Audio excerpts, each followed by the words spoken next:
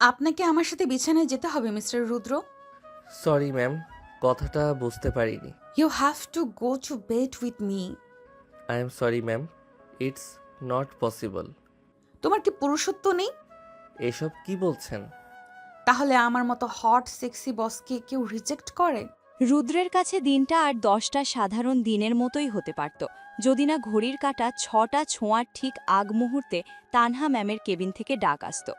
তানহা চৌধুরী, যিনি এই বিশাল অ্যাড এজেন্সির সিইও, যার মেজাজ আর পারফেকশন নিয়ে পুরো অফিসে ত্রাহি ত্রাহি রব। রুদ্র গত 2 বছর ধরে এখানে ক্রিয়েটিভ হেড হিসেবে কাজ করছে, কিন্তু তানহার চোখের ওই অদ্ভুত চাহনি ও আজ পর্যন্ত বুঝে উঠতে পারেনি। কেবিনের ভারী কাচের দরজাটা ঠেলে ভেতরে ঢুকতেই রুদ্র দেখল তানহা ওনার রাজকীয় চেয়ারে হেলান দিয়ে বসে আছেন। ওনার পরনের শার্টের ওপরের দুটো বোতাম খোলা, হাতে এক গ্লাস দামি রেড ওয়াইন। ঘরের আলোটা ম্লান, আর বাতাসে কড়া পারফিউমের সাথে মিশে আছে এক রহস্যময় মাদকতা। রুদ্রের বুকটা কেন যেন কু ডাকল। বসো রুদ্র, আজ তোমাকে কোনো কাজের জন্য ডাকিনি। কোনো ভুল হয়েছে ম্যাম? প্রেজেন্টেশনে কি কোনো সমস্যা? ভুল তো মানুষেরই হয় রুদ্র, কিন্তু আমি চাইছি তুমি আজ একটা সঠিক কাজ করো। আমি বুঝতে পারছি না ম্যাম। অফিস আওয়ার শেষ, এখন অন্য কিছু? গ্লাসটা টেবিলে রেখে রুদ্রের দিকে ঝুঁকে এসে, অফিস আওয়ার শেষ হয়েছে বলেই তো আসল সময় শুরু হয়েছে। শোনো রুদ্র, তোমার বেতন আমি কাল থেকেই দ্বিগুণ শোনো রুদ্র, তোমার বেতন আমি কাল থেকেই দ্বিগুণ করে দিতে পারি। অবাক হয়ে, হঠাৎ বেতন বাড়ানোর কথা কেন আসছে? আমি তো তেমন কোনো বাড়তি কাজ করছি না। কাজ তো তুমি করবে, তবে সেটা ল্যাপটপে নয়, আমার এই একাকিত্বের ঘরে। ম্যাম, আপনি কি বলছেন? আপনি আমার বস, আমি আপনার কর্মচারী। কর্মচারী তো দিনে, রাতে কি আমার পার্টনার হতে পারো না? বিনিময়ে তুমি পাবে এই কোম্পানির পার্টনারশিপ। দাঁড়িয়ে পড়ে, এসব কি বাজে অফার ম্যাম? আমার নৈতিকতা কি এতই সস্তা? নৈতিকতা দিয়ে পেট ভর না রুদ্র। দেখো আমাকে, আমার ক্ষমতা দেখো, আমি যা চাই তাই পাই। আর আজ আমি তোমাকে চাইছি। সরি ম্যাম, আমি আপনার এই প্রস্তাবে রাজি হতে পারছি না। আমি এখনই চলে যাচ্ছি। দ্রুত উঠে এসে দরজার সামনে দাঁড়িয়ে, এত তাড়া কিসের? বাইরে বৃষ্টি হচ্ছে আর ভেতরে আমি পড়ছি। তুমি কি আমায় এভাবে ফিরিয়ে দেবে? আপনি সুস্থ নেই ম্যাম। মাতাল অবস্থায় আপনি যা বলছেন, কাল সকালে তার জন্য লজ্জিত হবেন। আমি একদম সুস্থ রুদ্র। এই যে আমার এই হাতটা ধরো, দেখো কতটা কাঁপছে। এটা মদের নেশায় নয়, তোমার নেশায়। হাত ছাড়ুন ম্যাম, কেউ দেখে ফেললে আপনার সম্মান ধুলোয় মিশবে। সম্মান? এই চার দেওয়ালের মাঝে কার সম্মান? শোনো রুদ্র, আগামী প্রমোশনটা কিন্তু আমার কলমের ডগায়। প্রমোশন কেনার জন্য আমি নিজেকে বিক্রি করব না। আমার পথ ছাড়ুন। রুদ্রের কলার ধরে কাছে টেনে নিয়ে, নিজেকে এত সাধু ভেবো না। আমি জানি তোমারও আমাকে ভালো লাগে। ওই যে আর চোখে আমার দিকে তাকাও, আমি সব বুঝি। সেটা কেবল সম্মানের চোখে তাকানো। দয়া করে সম্পর্কটাকে নোংরা করবেন না। নোংরা নয় রুদ্র, এটাকে বলে নেগোসিয়েশন। তুমি আমাকে তোমার একটা রাত দেবে, আমি তোমাকে পুরো ক্যারিয়ার দেব। আপনার ক্যারিয়ার আপনার কাছেই থাক। আমি পদত্যাগপত্র কাল সকালে জমা দিয়ে দেব। ফিসফিস করে রুদ্রের কানের কাছে, পদত্যাগ করলে কোনো কোম্পানি তোমাকে নেবে না। আমার ক্ষমতা কতদূর জানো তো? আপনি কি আমাকে হুমকি দিচ্ছেন? না রুদ্র, আমি তোমাকে প্রলোভন দিচ্ছি। একবার ভেবে দেখো, আমার এই শরীর আর এই বিশাল সাম্রাজ্য সবই তোমার হাতের মুঠোয় হতে পারে। আমার আত্মসম্মান আপনার সাম্রাজ্যের চেয়েও বড়। সরুন বলছি। মৃদু হেসে রুদ্রের ঠোঁটে আঙুল ছুঁয়ে, আজ না হয় চলে গেলে, কিন্তু কাল যখন অভাব তাড়া করবে, তখন এই তানহার কাছেই তোমাকে ফিরে আসতে হবে। হুঁ, মনে রেখো, আমি হাঁটতে শিখিনি। রুদ্র যখন নিজের পুরনো বাইকটা স্টার্ট দিয়ে অফিসের গলি থেকে বেরিয়ে এলো, ওর কান তখনও ভোঁ ভোঁ করছিল। তানহার ওই তীক্ষ্ণ কথাগুলো আর ওনার শরীরের ওই মাদকতাময় ঘ্রাণ রুদ্রের মস্তিষ্কে বিষের মতো কাজ করছিল। ও ভাবেনি একজন নারী নিজের ক্ষমতার দাপটে এতটা নিচে নামতে পারেন। বৃষ্টির ঝাপটা তখন বাড়ছে।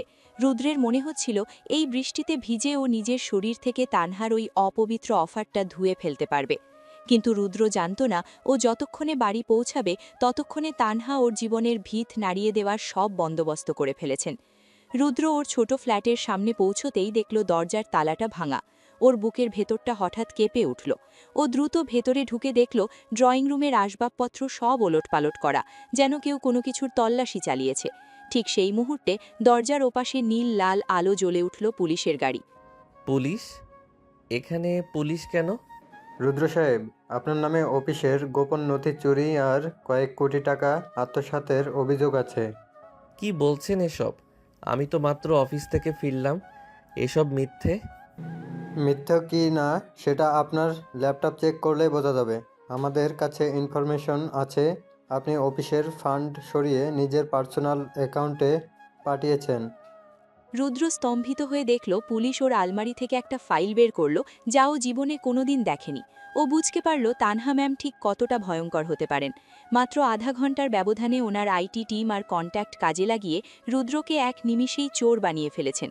রুদ্র যখন পুলিশের জিপে ওঠার জন্য হাত করা পড়ছিল তখন ওর ফোনে একটা মেসেজ এলো, আননোন নাম্বার। কিন্তু রুদ্র জানত ওটা কার। রুদ্র, বলেছি না আমি হাঁটতে শিখিনি। এখন জেল খাটবে নাকি আমার বেডরুমে এসে মাফ চাইবে, সিদ্ধান্ত তোমার। দাঁতে দাঁত চেপে এই আপনার খেলা ম্যাম। আপনি আমাকে যতটা দুর্বল ভেবেছেন আমি ততটা নই। কার সাথে কথা বলছেন? চলুন থানায়, ওখানে গিয়ে সব বীরত্ব বের করাচ্ছি। অফিসার, আমাকে ফাঁসানো হচ্ছে। আমাদের অফিসের সিইও তানহা চৌধুরী এসব করেছেন কারণ আমি ওনার একটা বাজে অফার রিজেক্ট করেছি। তানহা চৌধুরীর মতো একজন লেডি বস আপনাকে অফার দিবেন? রূপকথা শোনানোর বন্ধ করুন। ওনার মতো স্ট্যাটাসের মানুষ আপনাকে চোর হিসেবেই চেনে। রুদ্র বুঝতে পারল ও এক বিশাল মরণ ফাঁদে পা দিয়েছে। তানহা কেবল ওর ক্যারিয়ার নয়, ওর চরিত্রটাও ধ্বংস করতে চাইছেন, যাতে রুদ্রর কাছে ওনার পায়ে পড়া ছাড়া আর কোনো পথ না থাকে। লকআপের ভেতরে যখন রুদ্রকে ঢুকিয়ে দেওয়া হলো, ও অন্ধকারের মাঝে কেবল তানহার ওই কামুক আর ক্রূর হাসিটা দেখতে পাচ্ছিল। কিন্তু রুদ্রর জেদ এবার বহু গুণ বেড়ে গেল। ও জানত তানহা হয়তো ক্ষমতার সিংহাসনে বসে আছেন, কিন্তু রুদ্রর কাছে আছে ওর সততার শেষ সম্বল। ও মনে মনে ঠিক করল এই লাঞ্ছনার শোধ ও এমনভাবে নেবে যে তানহার ওই দম্ভ চূর্ণ হয়ে যাবে। নিজের মনে আপনি ভেবেছেন জেলের ভয় দেখিয়ে আমাকে আপনার শয্যাসঙ্গী করবেন ম্যাম? আপনি রুদ্রকে চেনেননি। এখন আসল লড়াই শুরু হবে। থানার স্যাঁতসেঁতে লকআপে রুদ্র যখন লোহার গারদ ধরে বাইরের অন্ধকারের দিকে তাকিয়েছিল, ঠিক সেই মুহূর্তেই শহরের অন্য প্রান্তে এক বিশাল অট্টালিকায় ড্রয়িং রুমে বসে তানহা আর তার বাবা আসিফ চৌধুরী এক গভীর ষড়যন্ত্রে লিপ্ত। আসিফ চৌধুরী এই শহরের নামকরা শিল্পপতি, যার এক ইশারায় প্রশাসনের বড় বড় কর্তা ওঠা বসা করেন। তানহা তার বাবার একমাত্র মেয়ে, আর তার সব অন্যায়ের সবচেয়ে বড় প্রশ্রয়দাতা হলেন আসিফ নিজে। তানহা পায়ের ওপর পা তুলে সোফায় বসে বিষাক্ত হাসিতে নিজের ফোনের স্ক্রিন দেখছিলেন, যেখানে রুদ্রর গ্রেফতারির খবরটা ভেসে বেড়াচ্ছে। বাবা, রুদ্র ছেলেটা বড্ড বেশি জেদি। ও ভেবেছিল আমাকে প্রত্যাখ্যান করে ও পার পেয়ে যাবে। এখন কেমন লাগছে ওর? ও তো কেবল একটা সামান্য কর্মচারী তানহা। ওর মতো ছেলেকে পিষে ফেলা আমার জন্য কোনো ব্যাপার না। কিন্তু তুমি কি নিশ্চিত যে ও কোনো প্রমাণ রাখেনি? প্রমাণ রাখার সুযোগই তো দিইনি বাবা। ওর ল্যাপটপ, ওর অ্যাকাউন্ট সব এখন আমাদের নিয়ন্ত্রণে। কিন্তু আমি চাই না ও সহজে ছাড়া পাক। ও যেন বুঝতে পারে তানহা চৌধুরীর না বলার পরিণাম কী। তুমি চিন্তা করো না মা, আমি কমিশনারের সাথে কথা বলে নিয়েছি। চার্জশিট এমনভাবে তৈরি করা হবে যে ওর জামিন হতে অন্তত 6 মাস লেগে যাবে। আর এই 6 মাসে জেলের ভিতরে জীবন ওকে একদম ভেঙে চুরমার করে দেবে। শুধু জামিন আটকালে হবে না বাবা। আমি চাই ও জেল থেকে বের হওয়ার জন্য আমার কাছে ভিক্ষা চাক। ও যেন হাত জোর করে বলে যে আমি যা চাই ও তাই করতে রাজি। সেটাই হবে। আমি কাল সকালেই ওকে থানার ভেতরে টর্চার করার ব্যবস্থা করছি। যখন শরীর আর মন দুটোই ভেঙে যাবে তখন ও তোমার পায়ে এসে লুটিয়ে পড়বে। আসিফ চৌধুরীর এই আশ্বাসে তানহার চোখে এক পৈশাচিক তৃপ্তি খেলে গেল। তিনি জানতেন রুদ্রর মতো মধ্যবিত্ত ছেলের সবচেয়ে বড় দুর্বলতা হলো তার সম্মান। সেই সম্মান যখন ধুলোয় মিশে যাবে তখন রুদ্র নিজের অস্তিত্ব বাঁচানোর জন্য যে কোনো আপোষ করতে বাধ্য হবে। তানহা ওনার বাবার হাতে রাখা সুরাভর্তি গ্লাসটা তুলে নিয়ে এক চুমুক দিলেন। ওনার মনে এখন কেবল একটাই দৃশ্য ভাসছে, রুদ্র জেলের শিকের ওপাশ থেকে কাতর কণ্ঠে ওনার কাছে ক্ষমা চাইছে। বাবা, রুদ্রকে শুধু অপরাধী বানালে হবে না, ওর ক্যারিয়ার এমনভাবে ধ্বংস করতে হবে যাতে সারা জীবন ও কোনোদিন মাথা তুলে দাঁড়াতে না পারে। তুমি যা চাইছো তাই হবে। আমি অলরেডি মিডিয়াকে বলে দিয়েছি এই খবরটা বড় করে প্রচার করতে। কাল সকালে পুরো শহর জানবে রুদ্র একজন ধর্তক প্রতারক। আসিফ আর তানহার এই কথোপকথন যখন চলছিল, রুদ্র তখন থানার ভেতরের এক অন্ধকার কোণে বসে নিজের ভাগ্যকে অভিশাপ দিচ্ছিল না, বরং ও ভাবছিল কিভাবে এই জাল থেকে বের হওয়া যায়। ও জানত আসিফ চৌধুরী অনেক শক্তিশালী, কিন্তু রুদ্রর কাছে একটা তুরুপের তাস ছিল যা ও সঠিক সময়ের জন্য জমিয়ে রেখেছে। রুদ্র লক্ষ্য করছিল বড়বাবু বারবার তানহার নাম ধরে কারুর সাথে ফোনে কথা বলছেন। রুদ্রর জেদ এখন এক বিশাল আগুনের গোলার মতো জ্বলছে। ও বুঝতে পারছিল তানহা আর তার বাবা মিলে ওর জীবনটা নরক বানানোর সব আয়োজন সেরে ফেলেছেন। বাবা, তুমি কি পারবে রুদ্রর ওই বৃদ্ধ মাকেও একটু ভয় দেখাতে? তাহলে ও আরও দ্রুত ভেঙে পড়বে। তুমি চাইলে আমি আজ রাতেই লোক পাঠিয়ে দিচ্ছি। ওর মাকে পুলিশের ভয় দেখালে রুদ্র কালই সব স্বীকারোক্তি দিয়ে দেবে। তানহার এই নিষ্ঠুরতার সীমা ছাড়িয়ে যাচ্ছিল। রুদ্রর পরিবারকে এই নোংরামির মাঝে টেনে আনা মানে রুদ্রর সবচেয়ে সংবেদনশীল জায়গায় আঘাত করা। তানহা জানতেন রুদ্রর মা অসুস্থ, আর এই খবর যদি রুদ্র পায় তবে ও আর নিজেকে সামলাতে পারবে না।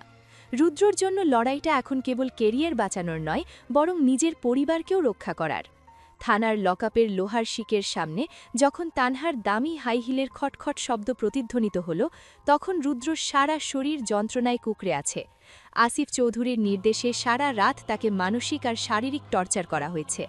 তানহা এসে যখন গারদের সামনে দাঁড়ালেন, ওনার মুখে ছিল এক বিজয়ী রাজকন্যার অবজ্ঞাপূর্ণ হাসি। ওনার পরনের কালো সিল্কের শাড়িটা এই নোংরা থানার পরিবেশেও যেন ক্ষমতার দম্ভ প্রকাশ করছিল। রুদ্র মেঝে থেকে ধীর পায়ে উঠে দাঁড়াল, ওর ঠোঁটের কোণে শুকিয়ে যাওয়া রক্তের দাগ, কিন্তু চোখে তখনও আগুনের তেজ। কি রুদ্র, কাল রাতের আতিথেয়তা কেমন লাগলো? জেলের ওই স্যাঁতস্যাঁতে মেঝের চেয়ে আমার বেডরুমের নরম বিছানাটা কি বেশি ভালো ছিল না? আপনার আতিথেয়তা আপনার পৈশাচিক মানসিকতার পরিচয় দিচ্ছে তানহা চৌধুরী। আপনি ভাবছেন এভাবে আমাকে ভেঙে ফেলবেন? আমি তোমাকে ভাঙতে আসিনি রুদ্র, আমি তোমাকে জুড়তে এসেছি। তবে শর্ত একটাই, তোমাকে আমার শর্তে বাঁচতে হবে। তানহা ওনার হ্যান্ডব্যাগ থেকে একটা স্ট্যাম্প পেপার বের করে গারদের ভিতর দিয়ে রুদ্রর দিকে ছুড়ে দিলেন। রুদ্র সেটা হাতে নিল। সেখানে পরিষ্কার লেখা আছে 1 বছরের একটি বিয়ের কন্ট্রাক্ট। এই 1 বছর রুদ্রকে তানহার সাথে থাকতে হবে, সমাজের চোখে ওনার স্বামী হিসেবে আর একান্ত মুহূর্তে ওনার কৃতদাস হিসেবে। বিনিময়ে রুদ্রর সব কেস তুলে নেওয়া হবে এবং তাকে অফিসের এমডি পদ দেওয়া হবে। রুদ্র কাগজটা দেখে এক বিভৎস হাসিতে ফেটে পড়ল। 1 বছরের কন্ট্রাক্ট ম্যারেজ? আপনি কি সত্যিই নিজেকে এতটাই সস্তা মনে করেন যে শরীর আর ক্ষমতা দিয়ে বিয়ে কিনতে চাইছেন? এটাকে ডিল বলো রুদ্র। তোমার কাছে হারানোর আর কিছুই নেই। বাহিরে তোমার মা অসুস্থ, তোমার ক্যারিয়ার ধ্বংস।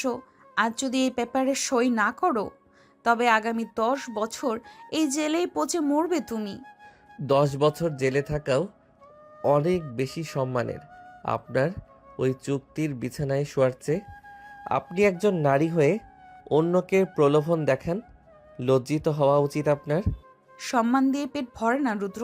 তুমি আমার স্বামী হিসেবে পরিচিত হলে শহরের সবাই তোমার পায়ের নিচে থাকবে। আমি তোমাকে ভালোবাসা দেব না, আমি তোমাকে মালিকানা দেব। আপনার মালিকানা আপনার ওই বাবার আলমারিতেই আটকে রাখুন। আমি রুদ্র, কোনো বাজারের পণ্য নই যে আপনি কন্ট্রাক্ট দিয়ে কিনে নেবেন। আপনার এই অফার আমি প্রত্যাখ্যান করলাম। তানহার শান্ত মুখটা রাগে নীল হয়ে গেল। ওর হাত দুটো মুষ্টিবদ্ধ হয়ে কাঁপছে। ওর ধারণা ছিল রুদ্রর দেওয়ালে পিঠ ঠেকে গেছে, এখনও যে কোনো শর্তে সই করবে। কিন্তু রুদ্রর এই বলিষ্ঠ প্রত্যাখ্যান ওর অহংকারে সজোরে চড় কষালো। তানহা গলার স্বর নিচু করে রুদ্রর একদম কাছে মুখ নিয়ে এলেন। ওনার চোখে তখন কেবল হিংস্রতা। তুমি জানো না তুমি কার সাথে পাঙ্গা নিচ্ছ রুদ্র। এই রিজেকশনের পর তোমার জীবন আমি নরকের চেয়েও ভয়াবহ করে তুলব। নরক তো আমি আপনার ওই অফিসে ঢুকেই দেখে ফেলেছি। এর চেয়ে খারাপ আর কি হবে? যান গিয়ে আপনার বাবার আঁচলের তলায় লুকান।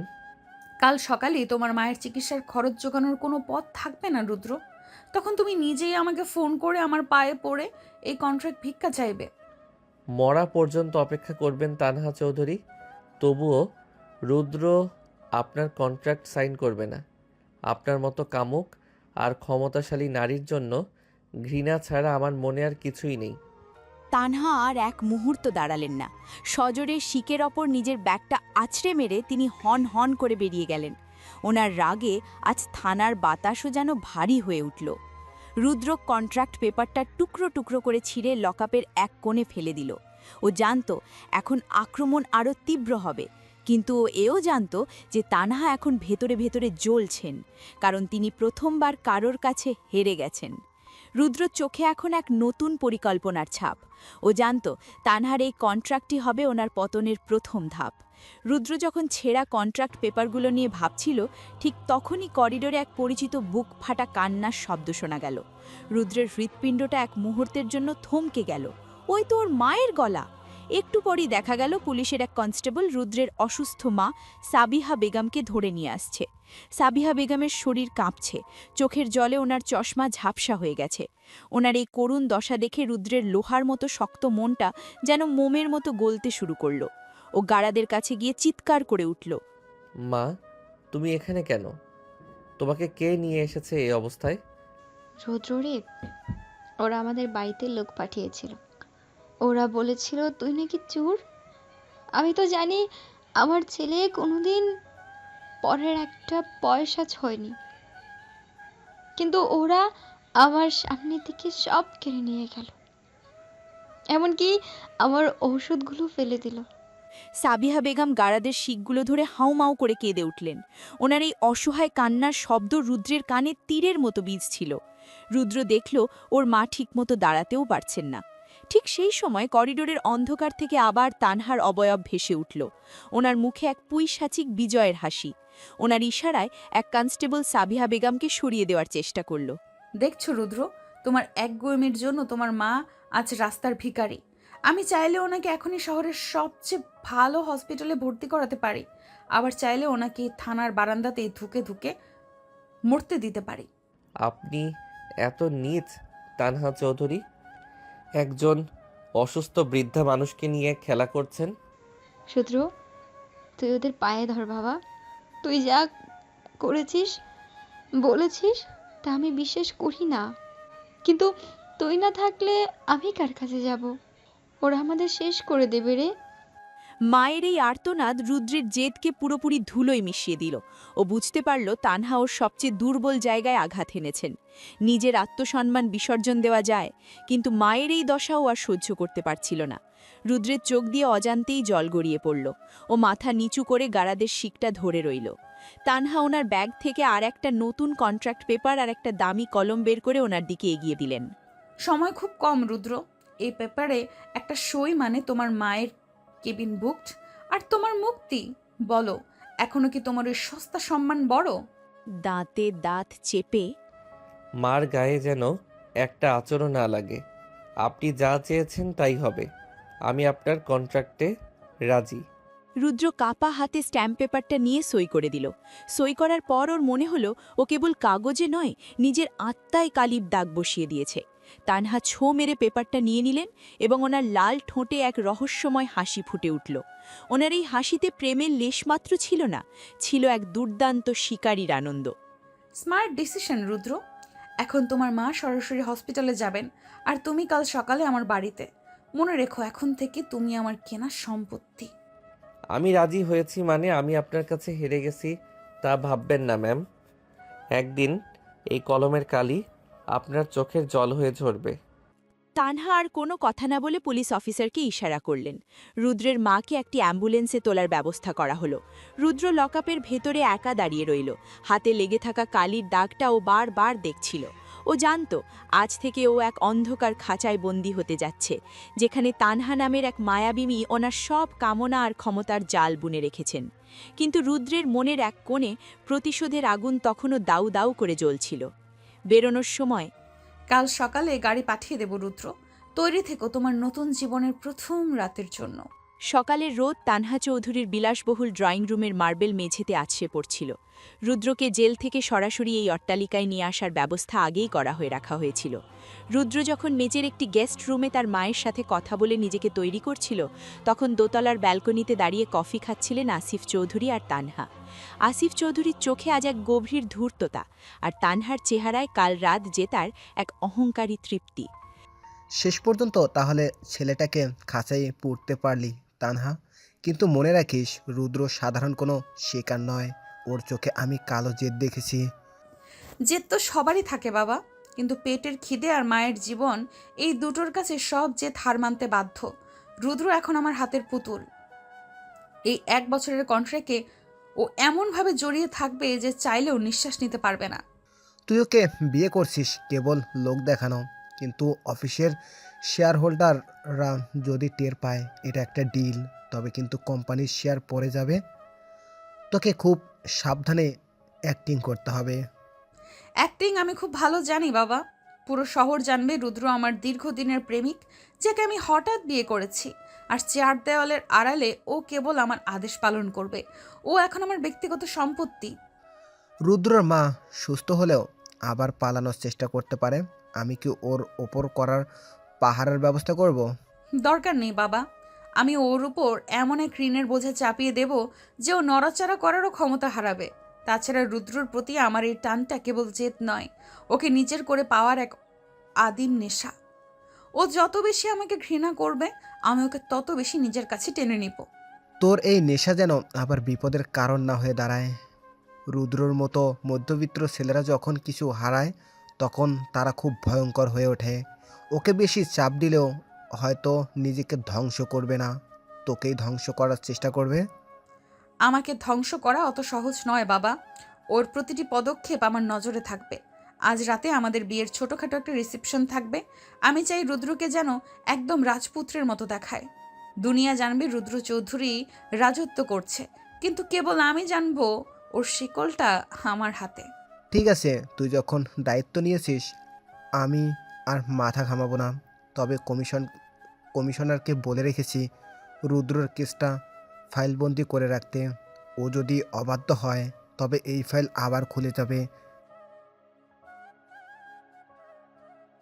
তানহা ওপর থেকে দেখলেন রুদ্র ড্রয়িং রুমে এসে দাঁড়িয়েছে। ওনার পরনে একটি দামি স্যুট, যা তানহাই পাঠিয়েছিলেন। রুদ্রের মুখটা ফ্যাকাশে হলো ও একদৃষ্টে তানহার দিকে তাকিয়ে রইল। আসিফ চৌধুরী নিচে নেমে গেলেন রুদ্রের সাথে লৌকিকতা সারতে, কিন্তু তানহা ওপর থেকেই রুদ্রের দিকে তাকিয়ে এক রহস্যময় ইশারা করলেন। রুদ্র বুঝতে পারছিল এই বিলাসিতার প্রতিটি কোণে তানহার বিষাক্ত নিঃশ্বাস মিশে আছে। Welcome to your new home Rudra. আশা করি এই গোল্ডেন কেজ তোমার পছন্দ হয়েছে। ঘর যখন শ্মশানের মতো হয় তানহা চৌধুরী, তখন তার রং সোনালি না রূপালি তা দিয়ে কিছু যায় আসে না। রিসেপশনের জমকালো আলায় ঝলমল করছিল চৌধুরী প্যালেসের বিশাল লন। শহরের নামিদামি সব ব্যবসায়ী, আমলা আর সাংবাদিকদের ভিড়। তানহা পরেছেন আগুনের মতো লাল রঙের এক লেহেঙ্গা, আর রুদ্রর পরনে কালো শেরওয়ানি। সবার সামনে তানহা রুদ্রর হাতের ওপর নিজের হাত রেখে এমনভাবে হাঁটছেন যেন ওরা পৃথিবীর সুখী দম্পতি। ক্যামেরার ফ্ল্যাশ যখন একের পর এক ঝলসে উঠছিল, তানহা তখন রুদ্রের খুব কাছাকাছি গিয়ে হাসি মুখে পোজ দিচ্ছিলেন। কিন্তু সেই হাসির আড়ালে দুই হৃদয়েই চলছিল চরম ঘৃণার লড়াই। হাসি মুখে রুদ্রর কানের কাছে মুখ নিয়ে, হাসো রুদ্র, মিডিয়ার সামনে তোমার এই বিমর্ষ মুখ আমার পছন্দ হচ্ছে না। মনে রেখো, আজকের প্রতিটা ছবির দাম তোমার মায়ের ওষুধের টাকা। তানহার কোমর জড়িয়ে লোক দেখানো কাছে টেনে। আমি হাসছি তানহা, কিন্তু আমার এই হাসির প্রতিটি দাঁত তোমার ধ্বংসের দিন গুনছে। মনে মনে আমি ওয়াদা করছি, এই 1 বছরের কন্ট্রাক্ট শেষ হওয়ার আগেই তোমাকে এই প্রাসাদের মেঝেতে আশ্রয় ফেলবো। তানহা লোক দেখানোর জন্য রুদ্রের শেরওয়ানির কলারটা একটু ঠিক করে দিলেন। ওনার আঙুলগুলো রুদ্রের ঘাড় ছুঁয়ে যেতেই রুদ্রের সারা শরীরে এক ঘৃণার শিহরণ বয়ে গেল। আমন্ত্রিত অতিথিরা ওদের এই মাখামাখি দেখে প্রশংসা করছিল। তানহা তখন রুদ্রের চোখের দিকে তাকিয়ে এক মায়াবী চাহনি দিলেন, যা কেবল ক্যামেরার লেন্সেই ধরা পড়ছিল প্রেমের মতো। তুমি যতই ঘৃণা করো রুদ্র, এই 1 বছরে আমি তোমাকে এমনভাবে নিংড়ে নেব যে তুমি তোমার নিজের নাম পর্যন্ত ভুলে যাবে। আমার ওয়াদা রইল, তোমাকে আমি আমার গোলাম বানিয়েই ছাড়ব। তোমার এই ক্ষমতার দম্ভ আমি তাসের ঘরের মতো ভেঙে দেব তানহা। যে সম্মানের জন্য তুমি আমাকে কিনেছ, সেই সম্মানই একদিন তোমার গলায় ফাঁসি হয়ে ঝুলবে। ঠিক সেই সময় আসিফ চৌধুরী মঞ্চে উঠলেন অতিথিদের ধন্যবাদ জানাতে। তানহা তখন রুদ্রের কাঁধে নিজের মাথাটা এলিয়ে দিলেন। রুদ্র ওনার কপালে একটা আলতো চুমু খেল, যা দেখে পুরো হলরুমে করতালির শব্দ পড়ে গেল। কিন্তু রুদ্রের সেই ঠোঁটের স্পর্শে তানহা অনুভব করল আগুনের মতো জ্বালা। রুদ্রের প্রতিটি ছোঁয়া যেন এক একটা বিষাক্ত নীল দংশন। রুদ্র তানহার চিবুক উঁচিয়ে ধরে যখন লোক দেখানো সোহাগ করছিলেন, তখন ওনার চোখের মণি দুটিতে জ্বলছিল এক ভয়ঙ্কর যুদ্ধের হাতছানি। তুমি খুব ভালো অভিনয় করছো রুদ্র। এত বছর আমার আন্ডারে কাজ করে তাহলে অনেক কিছুই শিখেছো দেখছি। শুধু অভিনয় নয় তানহা, আমি এখন ধৈর্য ধরতেও শিখে গেছি। শিকারী যখন বড় শিকারের অপেক্ষায় থাকে, তখন সে পাথরের মতো স্থির হয়ে থাকে। আমি ঠিক সেই দিনটার অপেক্ষায় আছি। খিলখিল করে হেসে রুদ্রর গালে একটা হালকা আদরের টোকা দিলেন।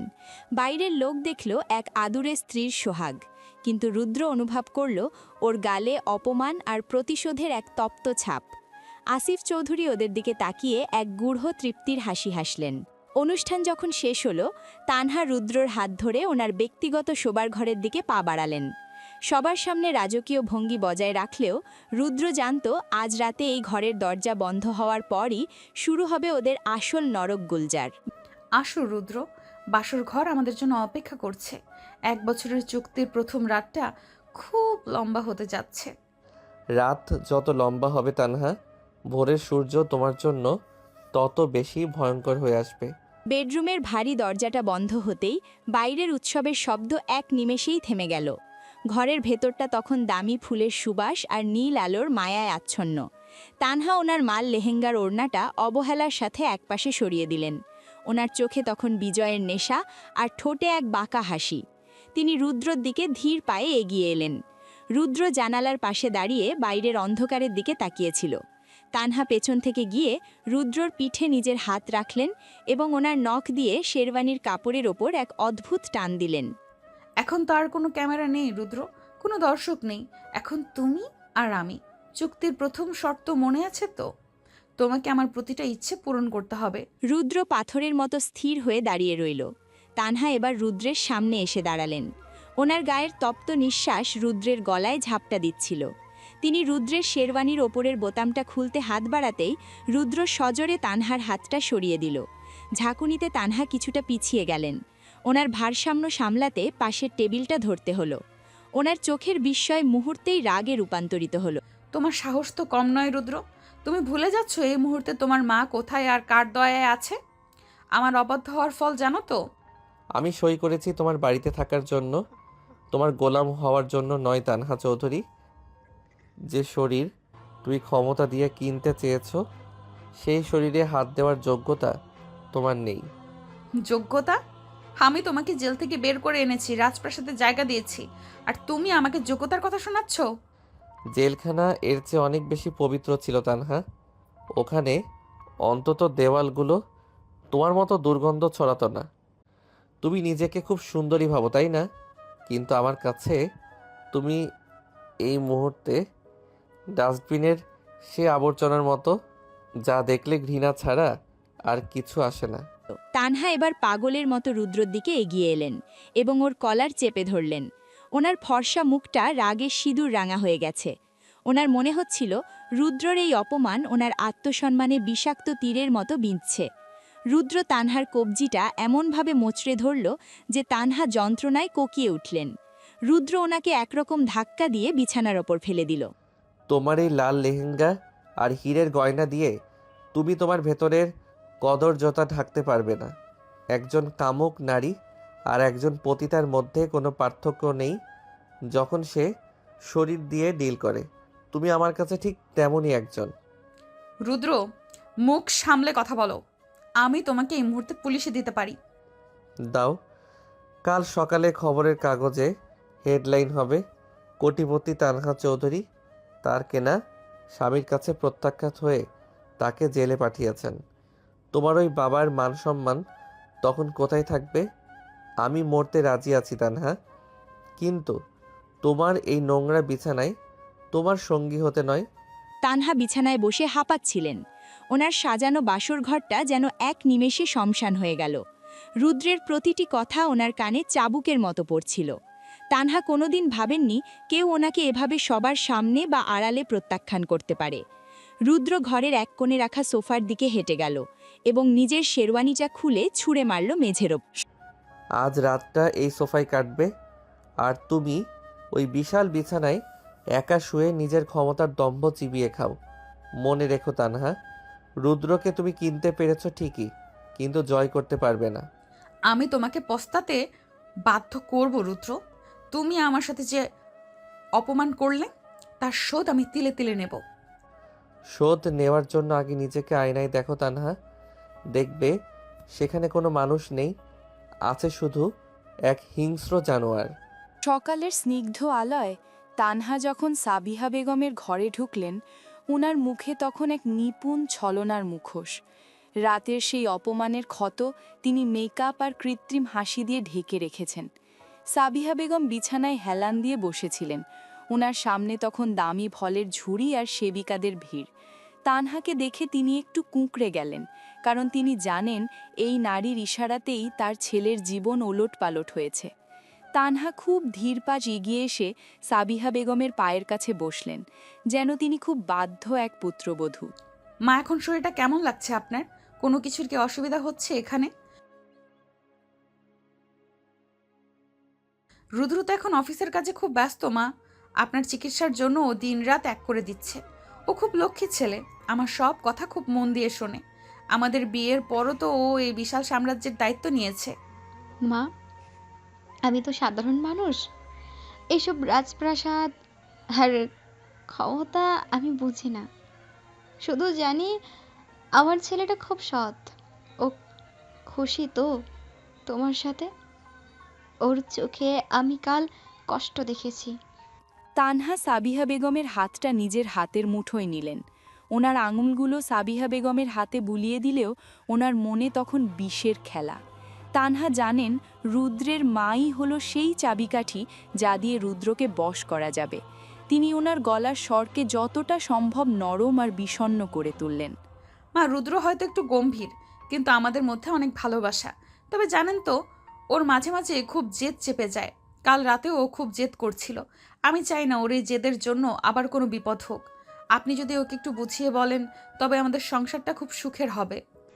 রুদ্র তো কোনোদিন অন্যায় জেদ করে না মা। ও কি তোমার কোনো অমর্যাদা করেছে? না মা, তা নয়। আসলে রুদ্র বুঝতে পারছে না যে ওনার এই একগুঁয়েমি ওনার আর আপনার উভয়ের জন্যই খারাপ হতে পারে।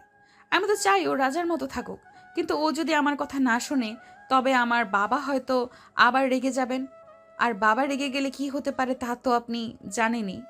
সাবিহা বেগমের মুখটা ফ্যাকাশে হয়ে গেল। তিনি বুঝতে পারলেন তানহা ওনাকে পরোক্ষভাবে হুমকি দিচ্ছেন।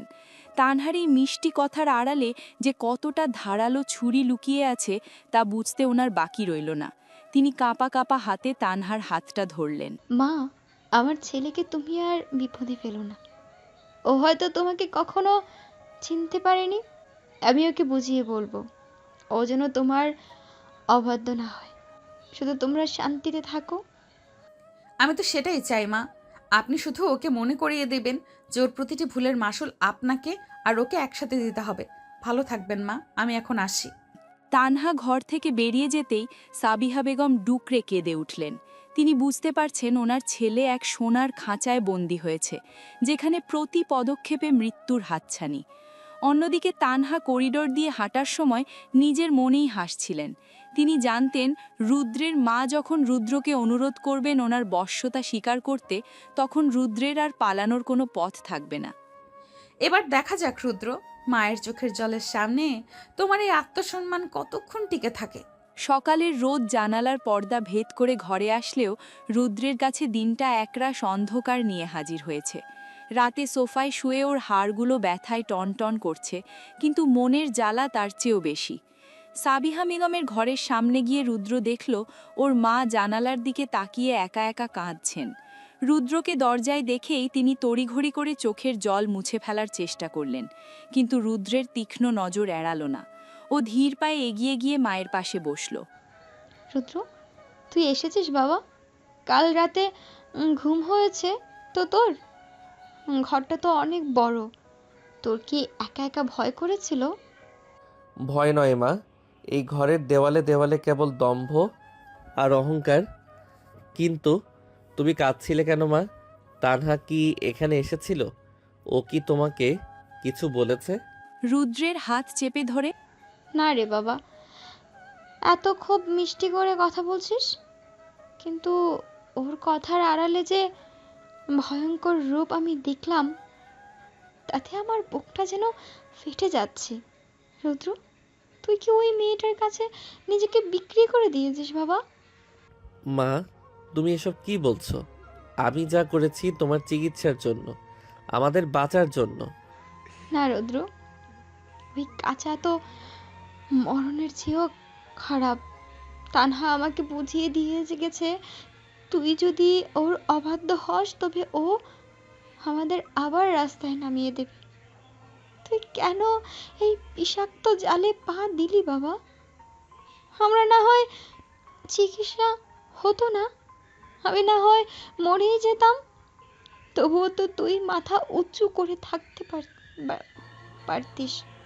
মায়ের কোলে মাথা রেখে তুমি ছাড়া আমার কে আছে বলো? তোমার জন্য আমি নরকে যেতেও রাজি। তানহা ভাবছে ও আমাকে কিনে নিয়েছে, কিন্তু ও জানে না আমি ওর প্রতিটি চালের জবাব দেওয়ার জন্য তৈরি হচ্ছি। তুমি শুধু ভেঙে পড়ো না মা। তুই পারবি তো রুদ্র? ওই মেয়েটাকে পেছনে ওর বাবা আর অঢেল ক্ষমতা, ওরা আমাদের মতো মানুষকে পিষে মারতে একবারও ভাবে না। রুদ্র, তুই ওর সাথে আর ঝামেলা করিস না বাবা। ও যা চায় তুই তাই কর। আমি চাই না আমার জন্য তোর ওপর আবার কোনো অত্যাচার হোক। মায়ের এই অসহায় আত্মসমর্পণ রুদ্রের কলিজায় গিয়ে বিঁধল। ও অনুভব করল তানহা কেবল ওকেই নয়, ওর মাকেও এক অদৃশ্য শেকলে বেঁধে ফেলেছে। রুদ্রের মা এখন মৃত্যু ভয়ে নয়, ছেলের ওপর হতে যাওয়া লাঞ্ছনার ভয়ে কুঁকড়ে আছেন। রুদ্রের চোয়াল শক্ত হয়ে উঠল। ও বুঝতে পারল তানহার বিরুদ্ধে জিততে হলে ওকে এখন তলোয়ার নয়, বরং ধূর্ততার ঢাল ব্যবহার করতে হবে। মা, তুমি শুধু নিজের শরীরের দিকে খেয়াল রাখো, আমাকে নিয়ে চিন্তা করো না। তানহা চৌধুরীকে আমি এমন এক পাঠ দেব যা ও কোনোদিন ভুলবে না। ও ভেবেছে মায়ের মমতা দিয়ে আমাকে ব্ল্যাকমেইল করবে, এবার আমি ওই মমতাকে আমার শক্তিতে রূপান্তর করব। সাবধানে থাকিস রুদ্র। শয়তান যখন হাসি মুখে কথা বলে তখন বুঝতে হবে সে ভিতরে ভিতরে বিষ সাজাচ্ছে। তানহা মেয়েটা বড় ভয়ঙ্কর। রুদ্র উঠে দাঁড়ালো। ওর চোখে এখন আর জল নেই, আছে এক অটল সংকল্প। ও বুঝতে পেরেছে তানহার এই সাম্রাজ্য যতটা বাইরে থেকে চকচকে, ভেতর থেকে ততটাই ঠুনকো। ও ঘর থেকে বেরোনোর সময় দেখল করিডরের এক প্রান্তে তানহা দাঁড়িয়ে ওদের কথোপকথন শোনার চেষ্টা করছে। রুদ্র সেদিকে তাকিয়ে এক ম্লান হাসি হাসল, যে হাসি দেখে তানহা মুহূর্তের জন্য থমকে গেলেন। অফিসে পা রাখতেই রুদ্র অনুভব করল পরিবেশটা একদম বদলে গেছে। ও এখন আর সাধারণ ক্রিয়েটিভ হেড নয়, ও এখন এই কোম্পানির সিইও তানহা চৌধুরীর স্বামী। অফিসের কালিগরা ওকে দেখে কুশল বিনিময় করলেও ওদের চোখের কোণে এক বিচিত্র টিপ্পনী আর কৌতুক স্পষ্ট। রুদ্র নিজেকে সবার থেকে গুটিয়ে নিয়ে নিজের ডেস্কে বসে ফাইলের ওপর মন দেওয়ার চেষ্টা করছিল। ও চাইল না তানহার সাথে অফিসের পরিবেশে কোনো ব্যক্তিগত আলাপ করতে, কিন্তু রুদ্রর এই দূরত্ব বজায় রাখা তানহার একদমই সহ্য হচ্ছিল না। তিনি নিজের কেবিনের বিশাল কাঁচের জানলা দিয়ে দেখছিলেন রুদ্র কিভাবে ওকে এড়িয়ে চলছে। তানহা ওনার ইন্টারকমে একটা বোতাম টিপলেন, রুদ্রর ডেস্কের ফোনটা বেজে উঠল। রুদ্র, এখনই আমার কেবিনে এসো, কিছু ইম্পর্টেন্ট ডিসকাশন বাকি আছে। ম্যাম, আমি একটা প্রেজেন্টেশন নিয়ে ব্যস্ত আছি, শেষ করে কি আসতে পারি? এটা অনুরোধ নয় রুদ্র, অর্ডার। আমি অফিসের বস আর তুমি আমার এমপ্লয়ি। ঠিক 2 মিনিটের মধ্যে তোমাকে এখানে দেখতে চাই। রুদ্র একটা দীর্ঘশ্বাস ফেলে সিট থেকে উঠল। ও জানতো এই ডাক কাজের জন্য নয়, বরং ওকে অপমান করার বা নিজের কবজায় রাখার একটা নতুন ফন্দি। ও যখন তানহার কেবিনে ঢুকল, দেখল তানহা ওনার চেয়ারে বেশ আয়েশ করে বসে আছেন। ওনার সামনে রাখা একটা ফাইল, কিন্তু ওনার নজর দরজার দিকে। রুদ্র ঢুকতেই তানহা রিমোট দিয়ে কেবিনের দরজাটা লক করে দিলেন এবং জানলার পর্দাগুলো নামিয়ে দিলেন। ঘরের ভেতর এক মুহূর্তেই এক নিবিড় আর দম বন্ধ করা পরিস্থিতির সৃষ্টি হলো। অফিসের সবার সামনে নিজেকে খুব একা আর গম্ভীর দেখানোর চেষ্টা করছো রুদ্র। ভুলে যেও না, তুমি এখন এই কোম্পানির সিইও এর জামাই। ডেস্কে বসে কাজ করা তোমার মানায় না। আমি এখানে কাজ করতে এসেছি তানহা। কাল রাতের চুক্তিতে কোথাও লেখা ছিল না যে আমাকে অফিসের ডেস্কে বসে থাকা ছেড়ে আপনার কেবিনে সময় কাটাতে হবে।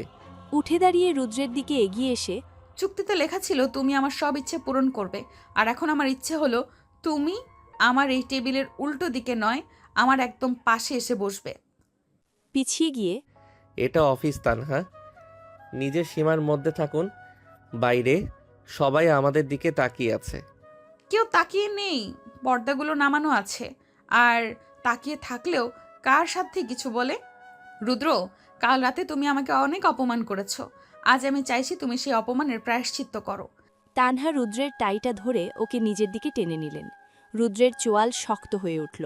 ও তানহার হাতটা সরিয়ে দেওয়ার চেষ্টা করল না ঠিকই, কিন্তু ওর চোখের শীতল চাহনি তানহার সাহসে বাধা দিচ্ছিল।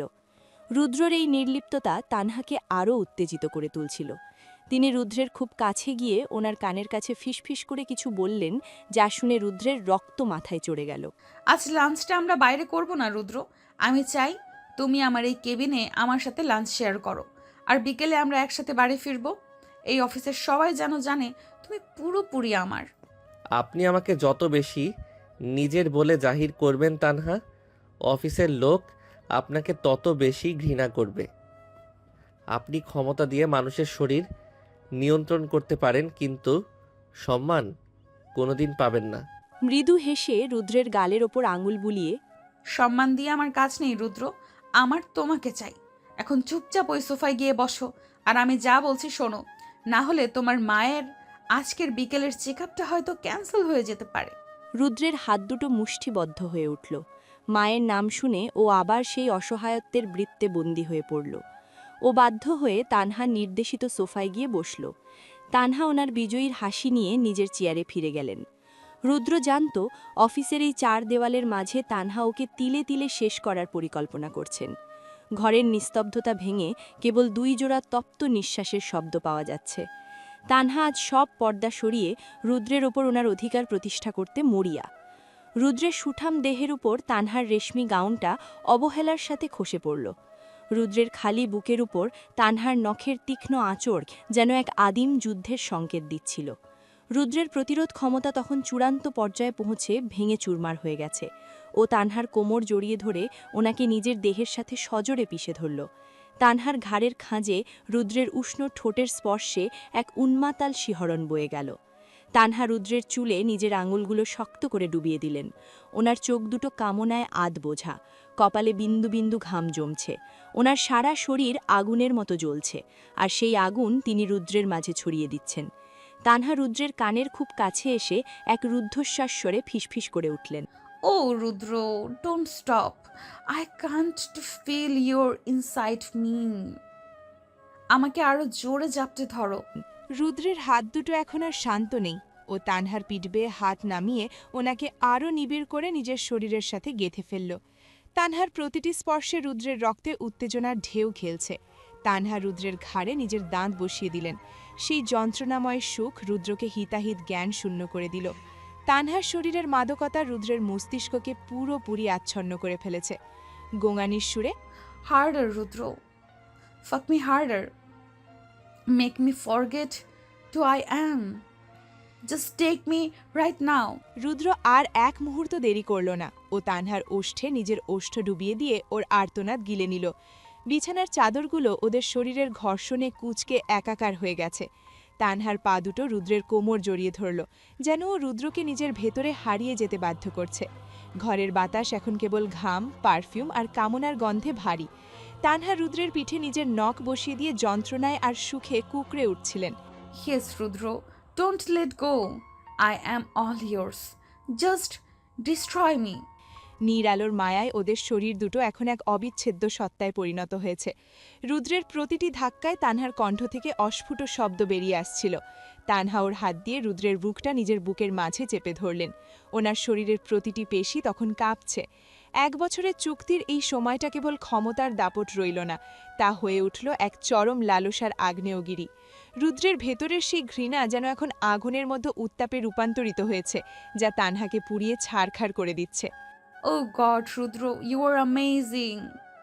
Fuck me one more time. ঘামসিক্ত দুটি দেহ যখন অবশেষে নিস্তেজ হয়ে এলো, তখন ঘরের ঘড়িটা কেবল টিকটিক করে ওদের এই পতন আর আসক্তির সাক্ষী দিচ্ছিল। তানহা রুদ্রের বুকের উপর হাঁপাতে হাঁপাতে শুয়ে রইলেন। রুদ্র ছাদের দিকে তাকিয়ে নিষ্পন্দ হয়ে রইল। তানহা জিতে গেছেন ঠিকই, কিন্তু রুদ্রের আত্মসম্মান আজ এই বিছানার চাদরের মতোই দুমড়ে মুচড়ে গেছে। জানালার পর্দা ভেদ করে আসা সকালের তীক্ষ্ণ আলোটা রুদ্রের চোখে বিঁধছিল। কাল রাতের সেই উন্মাদনা আর ঘামসিক্ত শরীরের রেশ তখনও ঘর জুড়ে। রুদ্র যখন চোখ মেলল, দেখল তানহা এরই মধ্যে তৈরি হয়ে গেছেন। ওনার পরনে দামি সিল্কের শাড়ি, ঠোঁটে গাঢ় লিপস্টিক, যেন কাল রাতের সেই আদিম নারীটির কোনো অস্তিত্বই ওনার মাঝে আর নেই। তিনি আয়নার সামনে দাঁড়িয়ে কানের দুল পরছিলেন। রুদ্রকে উঠতে দেখে তানহা আয়নার প্রতিচ্ছবিতেই ওর দিকে এক তাচ্ছিল্যের হাসি ছুড়ে দিলেন। উঠে পড়লে রুদ্র? আমি ভাবলাম কাল রাতের পরিশ্রমের পর তুমি হয়তো আজ দুপুর পর্যন্ত ঘুমাবে। শার্টের বোতাম লাগাতে লাগাতে, আপনি খুব নিজ তানহা। কাল রাতটা কি আপনার কোনো ইগোর জয় ছিল? ঘুরে দাঁড়িয়ে রুদ্রের দিকে এগিয়ে এসে, জয়? না রুদ্র, ওটা ছিল একটা পারফরম্যান্স রিভিউ।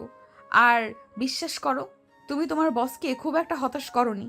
তবে একটা কথা মনে রেখো, কাল রাতে তুমি যে আরতি নিয়ে আমাকে জড়িয়ে ধরেছিলে, ওটা তোমার ওই তথাকথিত সততা বা আভিজাত্য নয়, ওটা ছিল স্রেফ ক্ষুধা। দাঁতে দাঁত চেপে, পরিস্থিতি মানুষকে পশুর পর্যায়ে নামিয়ে দেয় তানহা। আপনি সেই পরিস্থিতির সুযোগ নিয়েছেন। খিলখিল করে হেসে রুদ্রের গালের ওপর আলতো টোক্কা দিয়ে, অজুহাত না রুদ্র, কাল রাতে যখন তুমি আমাকে এভাবে চেয়েছিলে, তখন তোমার ওই আদর্শ কোথায় লুকিয়েছিল? আসলে তুমিও আর 5টা সাধারণ পুরুষের মতো একটু প্রলোভন আর শরীর পেলেই নিজের সব নীতি বিসর্জন দাও। সত্যি বলতে তোমাকে কিনতে আমার খুব একটা খাটনি হয়নি। 1 বছরের চুক্তিতে শরীরটাও যে বোনাস হিসেবে পাবো তা ভাবিনি। তানহার প্রতিটি শব্দ চাবুকের মতো রুদ্রের গায়ে লাগছিল। ও অনুভব করল কাল রাতের ওই শারীরিক ঘনিষ্ঠতা তানহার কাছে কোনো প্রেম ছিল না, ওটা ছিল রুদ্রকে মানসিকভাবে নগ্ন করে দেওয়ার একটা চাল। তানহা এখন প্রমাণ করে দিয়েছেন যে রুদ্রের চারিত্রিক দৃঢ়তা আসলে কতটা ঠুনকো। যাও, চটপট তৈরি হয়ে নাও, অফিসে একটা ইম্পর্টেন্ট মিটিং আছে। আর হ্যাঁ, অফিসে যাওয়ার সময় ওই মুখটা একটু উজ্জ্বল রেখো, লোকে যেন ভাবে নতুন বিয়ে করে তুমি খুব সুখী। কাল রাতে তো আমার পায়ে পড়ে অনেক কিছু বললে, আজ ডেস্কে গিয়ে আবার ওই গম্ভীর ভাবটা নিও না, ওটা তোমার স্যুটে মানায় না। আপনি নিজেকে যতটা ক্ষমতাশালী ভাবছেন তানহা, আসলে আপনি ততটাই নিঃস্ব। আপনি একটা রাত কিনতে পারেন, কিন্তু কোনোদিন আমাকে পরাজিত করতে পারবেন না। দরজার দিকে হাঁটতে হাঁটতে, পরাজয় তো কাল রাতেই হয়ে গেছে রুদ্র, যখন তুমি আমার বাহুবন্দী হয়ে হিতাহিত জ্ঞান হারিয়েছিলে। এখন শুধু সময় গুনছি, কবে তুমি আমার সামনে নতজানু হয়ে বলবে যে তুমি আমাকে ছাড়া আর থাকতে পারছো না। তৈরি থেকো, লাঞ্চের সময় আমার কেবিনে আবার দেখা হবে। তানহা ঘর থেকে বেরিয়ে যাওয়ার পর রুদ্র মেঝের দিকে তাকিয়ে স্থাণু হয়ে দাঁড়িয়ে রইল।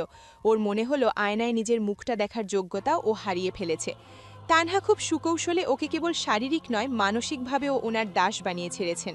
অফিসের করিডোরে রুদ্রর যখন নিজের পুরনো সহকর্মী মায়ার সাথে দেখা হলো, ওর মনে হলো মরুভূমিতে একটুখানি জলের রেখা পেল। মায়া রুদ্রর সমসাময়িক, খুব বুদ্ধিমতী, আর রুদ্রর এই সংকটের সময়ও একমাত্র মানুষ যে রুদ্রকে হীন চোখে দেখেনি। রুদ্র যখন মায়ার ডেস্কের পাশে দাঁড়িয়ে নিচু স্বরে কথা বলছিল, মায়া হাসি মুখে রুদ্রর কাঁধে হাত রেখে সান্ত্বনা দিচ্ছিল। ওদের দুজনের এই সহজ রসায়ন আর হাসি অফিসের গুমোট ভাবটা যেন এক মুহূর্তের জন্য কাটিয়ে দিল। ঠিক সেই সময় তানহা ওনার কেবিন থেকে বেরিয়ে মিটিং রুমের দিকে যাচ্ছিলেন। রুদ্র আর মায়াকে ওইভাবে হাসাহাসি করতে দেখে ওনার পায়ের গতি হঠাৎ থমকে গেল। ওনার চোখের মণি দুটো রাগে সংকুচিত হয়ে এলো। কাল রাতে যে মানুষটা ওনার বাহুবন্দী ছিল, আজ সে অন্য এক সাধারণ মেয়ের সাথে এত সহজ হতে পারছে। তানহার ভেতরটা এক অজানা জ্বালায় জ্বলে উঠল। রুদ্র, অফিসটা কি আড্ডা দেওয়ার জায়গা? তোমার হাতে কি কোনো কাজ নেই? রুদ্র আর মায়া দুজনেই চমকে তাকালো। মায়া অপ্রস্তুত হয়ে রুদ্রর কাঁধ থেকে হাত সরিয়ে নিল। রুদ্র কিন্তু এবার দমল না, ও শান্ত চোখে তানহার দিকে তাকালো। ম্যাম, আমরা একটা প্রজেক্টের আপডেট নিয়ে কথা বলছিলাম। মায়া খুব ভালো একটা আইডিয়া শেয়ার করছিল। মায়ার দিকে এক বিষাক্ত নজরে তাকিয়ে, আইডিয়া দেওয়ার জন্য অনেক এমপ্লয়ি আছে মায়া। আর রুদ্র, তুমি আমার পার্সোনাল অ্যাসিস্ট্যান্ট হিসেবে কাজ করছো, এখন ভুলে যেও না। তোমাকে ডেস্কের আড্ডার মারার জন্য আমি বেতন দেইনি। মায়া, তুমি তোমার কাজে ফেরো। আর তুমি রুদ্র, এক্ষুনি আমার কেবিনে এসো। তানহা গটগট করে নিজের কেবিনে ঢুকে গেলেন। ওনার রাগী পদধ্বনিতে ফ্লোরের সবাই সচকিত। রুদ্র মায়ার দিকে তাকিয়ে একটা ম্লান হাসি দিয়ে তানহার কেবিনের দিকে পা বাড়ালো। ভেতরে ঢুকতেই ও দেখল তানহা জানালার দিকে পিঠ দিয়ে দাঁড়িয়ে আছেন। ওনার ঘন ঘন নিঃশ্বাস পড়ছিল। ওই মেয়েটার সাথে তোমার কিসের এত মাখামাখি রুদ্র? ওর সাহস কি করে হয় আমার স্বামীর কাঁধে হাত দেওয়ার? ও আমার বন্ধু তানহা। আর আপনি তো বললেন আমি আপনার কেনা সম্পত্তি। একটা যন্ত্রের সাথে লোকে কথা বলতেই পারে, এতে জেলাস হওয়ার কি আছে? জেলাস? আমি? তানহা চৌধুরী জেলাস হবে ওই মামুলি একটা মেয়ের ওপর? জাস্ট মনে রেখো রুদ্র, এই অফিসের প্রতিটি ইঞ্চি আমার। আর তুমি কার সাথে হাসবে, কার দিকে তাকাবে, সেটা আমি ঠিক করে দেব। একটু এগিয়ে গিয়ে, আপনি কি ভয় পাচ্ছেন তানহা? ভয় পাচ্ছেন যে আমি আপনার এই সোনার খাঁচা ছিঁড়ে অন্য কোথাও সুখ খুঁজে নেব? কাল রাতের ওই বিছানায় হয়তো আপনি আমাকে পেয়েছিলেন, কিন্তু আমার হাসিটা তো মায়ার সাথেই ছিল। রাগে ফুঁসতে ফুঁসতে রুদ্রর কাছে এসে, মুখ বন্ধ করো। ওর সাথে তোমাকে আর একবার দেখলে আমি আজই ওকে টার্মিনেট করব। আমি তোমাকে কারোর সাথে শেয়ার করব না রুদ্র, নট ইভেন আ ফ্রেন্ড। আপনার এই অধিকার বোধটা খুব কুৎসিত তানহা। এটা ভালোবাসা না, এটা স্রেফ একটা মানসিক রোগ। দুপুরের রোদে অফিসের কাঁচের দেয়ালগুলো যখন ঝকঝক করছে, তখন তানহার কেবিনের ভেতরের আবহাওয়া আগ্নেয়গিরির মতো তপ্ত। মায়ার সাথে রুদ্রর হাসিটা তানহার মনে যে ঈর্ষার আগুন জ্বালিয়েছিল, তা এখন চরম লালসায় রূপ নিয়েছে। লাঞ্চ আওয়ারে স্টাফরা যখন ক্যান্টিনে ব্যস্ত, তানহা তখন রুদ্রকে নিজের কেবিনে ডেকে পাঠিয়ে ভেতর থেকে ইলেকট্রনিক লকটা নিঃশব্দে আটকে দিলেন। রুদ্র সোফায় বসামাত্রই তানহা ওর সামনে গিয়ে দাঁড়ালেন। ওনার চোখ দুটো তখন ক্ষুধার্ত বাঘিনীর মতো জ্বলছে। তুমি ভেবেছ মায়ার সাথে হেসে আমাকে ছোট করবে? আমি তোমাকে বুঝিয়ে দেব রুদ্র, তোমার হাসির প্রতিটি রেখা আর শরীরের প্রতিটি কোষ কার অধীনে। উঠে দাঁড়ানোর চেষ্টা করে, তানহা, এটা অফিস, বাইরে সবাই আছে। রুদ্রর বুকে ধাক্কা দিয়ে আবার সোফায় বসিয়ে দিয়ে, শাট আপ! আমি বস, আর আমি যা চাই আজ তাই হবে। তানহা এবার রুদ্রর দু পায়ের মাঝখানে হাঁটু গেড়ে বসলেন। ওনার রেশমি শাড়ির আঁচলটা মেঝেতে লুটোপুটি খাচ্ছে। ওনার হাত দুটো রুদ্রর বেল্টের দিকে এগোতেই রুদ্রর শরীরে এক প্রবল শিহরণ খেলে গেল। তানহা রুদ্রর চোখের দিকে তাকিয়ে ওনার জিভ দিয়ে নিচের ঠোঁটটা কামড়ে ধরলেন। ওনার এই বন্য রূপ রুদ্রর পৌরুষে সজোরে আঘাত করল। I want to feel you right here on this floor. I want to break my pride. রুদ্র। তানহা রুদ্রর প্যান্টের জিপারটা খুলতেই এক চরম উত্তেজনার স্রোত বয়ে গেল। রুদ্রর অবাধ্য হাত দুটো তানহার ব্লাউজ ছিঁড়ে ফেলার মতো করে ওনার পিঠ আঁকড়ে ধরল। তানহা ওনার মুখটা রুদ্রের উদরের উপর চেপে ধরলেন। ওনার তপ্ত নিঃশ্বাস রুদ্রর অন্তরাত্মা কাঁপিয়ে দিচ্ছিল। রুদ্র কোনো মতে নিজের গোঙানি আটকানোর চেষ্টা করছিল, পাছে বাইরে কেউ শুনে ফেলে। কিন্তু তানহা আজ বেপরোয়া, ফিসফিস করে উত্তেজিত স্বরে, Oh God, Rudra, you were so hard. Give it to me. Fuck me like you in me. রুদ্র এক ঝটকায় তানহাকে ওনার টেবিলের ওপর তুলে নিলেন। ল্যাপটপ আর ফাইলগুলো মেঝেতে পড়ে গেল ঝনঝন করে। তানহা ওনার পা দুটো রুদ্রের কোমরে লতার মতো জড়িয়ে ধরলেন। টেবিলের ওপর তানহার শাড়িটা একপাশে সরে যেতেই ওনার শুভ্র উরুযুগল রুদ্রের সামনে উন্মুক্ত হয়ে পড়ল। রুদ্রের নিয়ন্ত্রণ তখন পুরোপুরি হারিয়ে গেছে। ও তানহার ঘাড়ের শিরায় নিজের দাঁত বসিয়ে দিয়ে সজোরে ওনার ভেতরে প্রবেশ করল। গলা ফেটে যাওয়ার মতো চিৎকার করে, Yes, harder, Rudra. Fuck me harder. Oh, just like that. Don't stop. রুদ্রের প্রতিটি ধাক্কায় টেবিলটা থরথর করে কাঁপছে। তানহা ওনার নখ দিয়ে রুদ্রের পিঠে গভীর আঁচড় কাটছিলেন। ওনার চোখ উল্টে যাচ্ছিল সুখে আর যন্ত্রণায়। ওনার গলার আওয়াজ এখন এই অফিসের এই সাউন্ডপ্রুফ কেবিনের দেওয়ালে প্রতিধ্বনিত হচ্ছে। তানহা রুদ্রের কানে গিয়ে এক অদ্ভুত পাগলামি নিয়ে বলে উঠলেন, you R my beach Rudra, fuck me until I can't walk, destroy me right নাও। ঘামের বিন্দুগুলো ওদের শরীর বেয়ে টেবিলের পালিশ করা কাঠের টুপ টুপ করে পড়ছে। রুদ্রের প্রতিটি গতির সাথে তানহার শরীর ধনুকের মতো বেঁকে উঠছিল। এক চরম শিখরে পৌঁছে তানহা রুদ্রের ঠোঁট কামড়ে ধরলেন, যাতে ওনার চিৎকার বাইরে না যায়। কয়েক মুহূর্তের সেই অবর্ণনীয় উত্তেজনার পর দুজনেই হাঁপাতে হাঁপাতে একে অপরের ওপর এলিয়ে পড়লেন, হাঁপাতে হাঁপাতে রুদ্রের গালে চুমু খেয়ে। এখন বলো রুদ্র, ওই মায়া কি তোমাকে এই স্বর্গ দিতে পারবে? তুমি শুধু আমার। আজ থেকে এই অফিসের প্রতিটি কোণে আমাদের এই ঘামের গন্ধ থাকবে। রুদ্র নিস্তেজ হয়ে তানহার বুকের ওপর মুখ গুজে রইল। ও জানত শরীর দিয়েও তানহার জালে আটকা পড়েছে ঠিকই, কিন্তু এই চরম ঘনিষ্ঠতা ওকে প্রতিদিন আরও বেশি করে ধ্বংস করে দিচ্ছে। দুপুরে সেই উত্তাল মুহূর্তগুলোর পর তানহা যখন ক্লান্তিতে ওনার রাজকীয় চেয়ারে মাথা এলিয়ে দিচ্ছিলেন, রুদ্র তখন মেঝের ওপর পড়ে থাকা ওনার ল্যাপটপ আর ফাইলগুলো তুলে রাখছিল। কিন্তু একটি নীল রঙের পুরনো ডায়েরি আর কিছু আইনি নথিপত্র মেঝের এক কোণে টেবিলের নিচে চলে গিয়েছিল। তানহা যখন ওয়াশরুমে গেলেন নিজের পোশাক ঠিক করতে, রুদ্রের নজর পড়ল সেই আধখোলা ফাইলের উপর। সেখানে রুদ্রের নিজের নাম আর ওনার বাবার কিছু পুরনো ব্যবসায়িক লেনদেনের কাগজপত্রের সাথে আসিফ চৌধুরী বনাম আরকে ইন্ডাস্ট্রিজ লেখা একটি ফাইল ছিল। রুদ্রের বুকটা ধক করে উঠল। আরকে ইন্ডাস্ট্রিজ ছিল রুদ্রের বাবার সেই ছোট কারখানা, যা 10 বছর আগে এক রহস্যময় অগ্নিকাণ্ডে ছাই হয়ে গিয়েছিল, এবং তার শোকে রুদ্রের বাবা হার্ট অ্যাটাকে মারা যান। রুদ্র কোনোদিন জানতে পারেনি তার পেছনে কারা ছিল। রুদ্র দ্রুত ফাইলটা হাতড়ে দেখল। সেখানে একটি পুরনো ছবি, রুদ্রের বাবা আর আসিফ চৌধুরী একসাথে দাঁড়িয়ে। ছবির নিচে লেখা পার্টনারশিপ ডিল 2005। রুদ্রের মাথা ঝিমঝিম করতে লাগল। তানহা কি তবে সেই পুরনো শত্রুতার জের ধরে তাকেই মরণ ফাঁদে ফেলেছে? ঠিক তখনই তানহা ওয়াশরুম থেকে বেরিয়ে এলেন। ওনার চোখে মুখে তখনও সেই তৃপ্তির রেশ, কিন্তু রুদ্রের হাতে ওই ফাইল দেখে ওনার মুখটা মুহূর্তেই ফ্যাকাশে হয়ে গেল। রুদ্র, ওটা রাখো, ওটা তোমার দেখার বিষয় নয়। ফাইলটা উঁচিয়ে ধরে, কেন তানহা? কেন আমার বাবার ধ্বংস হয়ে যাওয়া কোম্পানির ফাইল আপনার কাছে? কেন আসিফ চৌধুরীর সাথে আমার বাবার ছবি এখানে? আপনি কি আমাকে দয়া করে বিয়ে করেছেন, নাকি আমাদের পরিবারকে শেষ করার কাজটা পূর্ণ করতে আমাকে কাছে টেনেছেন? একটু থতমত খেয়ে, রুদ্র, তুমি ভুল বুঝছো। ওটা কেবল একটা পুরনো বিজনেস রেকর্ড। আমার বাবার তোমার বাবার পার্টনার ছিলেন, দ্যাটস ইট। মিথ্যে বলবেন না। আমার বাবা যখন মারা যান তখন এই আসিফ চৌধুরী আমাদের বাড়িটা নিলামে তুলেছিলেন। আর আজ আপনি আমাকে বিয়ে করে বিছানায় নিয়ে এসেছেন শুধু জেদ মেটাতে, নাকি অন্য কোনো কারণ আছে যা আমি জানি না? তানহা ধীর পায়ে রুদ্রের কাছে এগিয়ে এলেন। ওনার চোখে এখন আর সেই বন্য কামুকতা নেই, আছে এক গভীর রহস্য। তিনি রুদ্রের হাত থেকে ফাইলটা কেড়ে নিয়ে ড্রয়ারে পুরে দিলেন। রুদ্র দেখল তানহার আঙুলগুলো কাঁপছে। তানহা রুদ্রের কলারটা ধরলেন ঠিকই, কিন্তু এবার আর সিডিউস করার জন্য নয়, বরং নিজেকে সামলাতে। অতীত খুঁড়ে কোনো লাভ নেই রুদ্র। তুমি এখন আমার স্বামী, সেটাই সত্যি। বাকি সব ভুলে যাও। ভুলবো না তানহা। আপনি আর আপনার বাবা মিলে আমার বাবার সাথে কি করেছিলেন তা আমি বের করেই ছাড়ব। আপনি কি ভয় পাচ্ছেন যে আমি জেনে যাব আপনার এই বিশাল সাম্রাজ্য আসলে আমার বাবার লাশের উপর দাঁড়িয়ে আছে? হঠাৎ চিৎকার করে, রুদ্র, স্টপ ইট। তুমি জানো না আমি তোমাকে কেন এই অবস্থায় বিয়ে করেছি? আমি যদি তোমাকে এখানে না আনতাম, তবে আমার বাবা তোমাকে অনেক আগে সরিয়ে দিতেন। আমি তোমাকে ধ্বংস করতে নয়, তোমাকে আমার কবজায় রেখে বাঁচিয়ে রাখতে চেয়েছি। রুদ্র স্তব্ধ হয়ে গেল।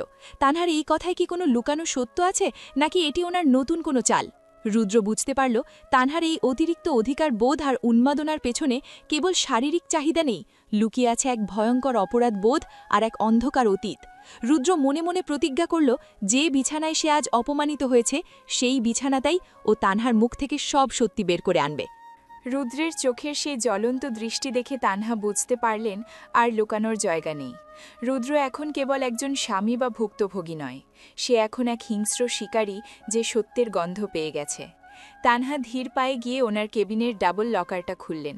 সেখান থেকে বের করে আনলেন একটা পুরনো উইল আর দলিলে ঠাসা লাল রঙের ফাইল।